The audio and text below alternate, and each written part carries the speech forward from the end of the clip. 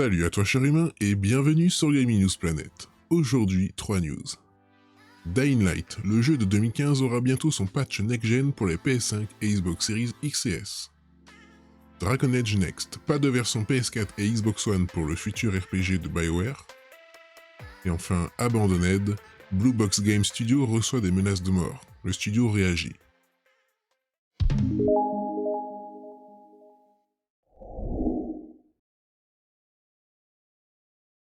On se retrouve sur le GamerGen.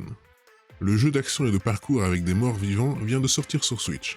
Voilà que Techland s'apprête désormais à l'optimiser sur console de nouvelle génération. Bien qu'il soit sorti au début de l'année 2015, Dying Light bénéficie encore d'un soutien fort de Techland, avec des événements et objets à débloquer pour continuer à nous amuser dans son monde ouvert rempli de zombies. Dying Light 2 Stay Human devrait enfin sortir au début de l'année, mais l'épisode fondateur est toujours sous le feu de projecteur. Et pas seulement parce qu'il vient d'arriver sur Switch en Platinum Edition, Dying Light, premier du nom, aura en effet bientôt droit à un patch next-gen pour optimiser ses performances sur PS5 et Xbox Series X et S. Ce qu'il apportera n'est pas encore clair, mais les développeurs l'ont annoncé en répondant à un joueur demandant du 60 FPS sur console de nouvelle génération. Alors nous pouvons espérer au moins une amélioration du framerate et de la résolution. La date de sortie de la dite mise à jour n'est pas encore connue, mais ce n'est visiblement pas pour tout de suite non plus. Dying Light 2 Stay Human est lui prévu pour le 4 février. Toujours sur GamerGen. Cela pouvait couler de source, mais des bruits de couloir viennent appuyer le fait que le prochain Dragon Age sera bien une exclusivité next-gen. Pour un vrai gap technique avec la génération actuelle, les consoles de nouvelle génération sont disponibles depuis maintenant bientôt 1 an.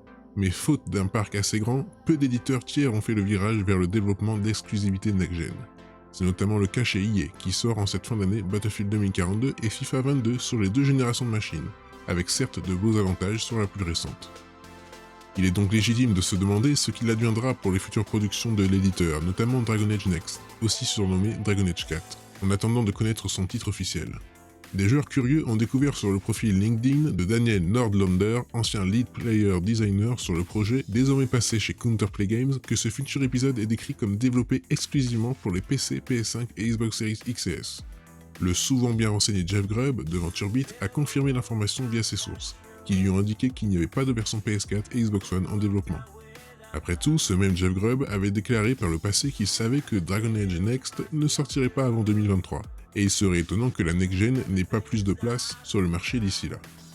L'absence d'édition PS4 et Xbox One paraîtrait donc assez logique, surtout si EA veut proposer une aventure techniquement à la hauteur. Pour mémoire, d'après les rumeurs, qui sont le meilleur moyen pour avoir des informations sur le titre à cette heure, BioWare préparerait une expérience exclusivement solo, le multijoueur ayant été abandonné suite au succès de Star Wars Jedi Fallen Order.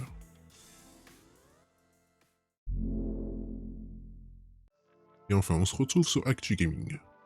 L'affaire Abandoned aura su rythmer l'été du côté de l'actualité vidéoludique, mais pas toujours pour les bonnes raisons. Depuis que l'application a permis de découvrir le premier teaser, c'est une véritable descente aux enfers qui se produit pour le jeu et son studio. Maintenant que tous les soupçons autour d'une potentielle participation de Kojima sont balayés, sauf chez quelques irréductibles. Et lorsque le studio prend la parole sur les réseaux sociaux, c'est un véritable déchaînement d'insultes qui s'ensuit. Une affaire qui va définitivement trop loin.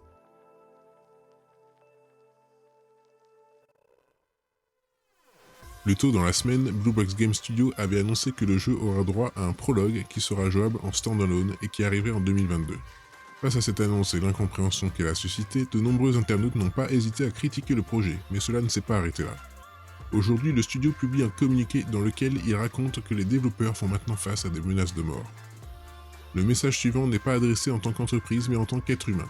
Ces derniers jours ont été difficiles, les menaces de mort en ligne augmentent mais aussi de manière physique, et cela doit cesser. Cela ne nous affecte pas seulement en tant qu'équipe mais aussi tout le monde dans notre environnement, nos relations business, nos familles et tout le monde qui nous entoure.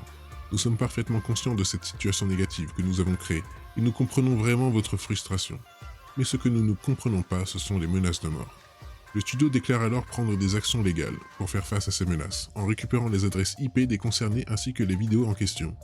Blue Box Game Studio déclare également que les développeurs continuent de travailler sur Abandoned, et qu'ils nous tiendront informés de son avancement, mais qu'il est nécessaire de leur laisser du temps et de la tranquillité. Quoi qu'on puisse penser de toute cette affaire, ce genre de comportement est évidemment intolérable et rien n'excuse de tels agissements, et on espère que la santé des gens impliqués sur le projet ne va pas en pâtir. Et voilà, c'est la fin de cette vidéo, j'espère qu'elle vous aura plu. Si c'est le cas, n'oublie pas de mettre un like, de t'abonner, d'activer la petite cloche et de me suivre sur Twitter. Et moi je te dis à la prochaine, cher humain.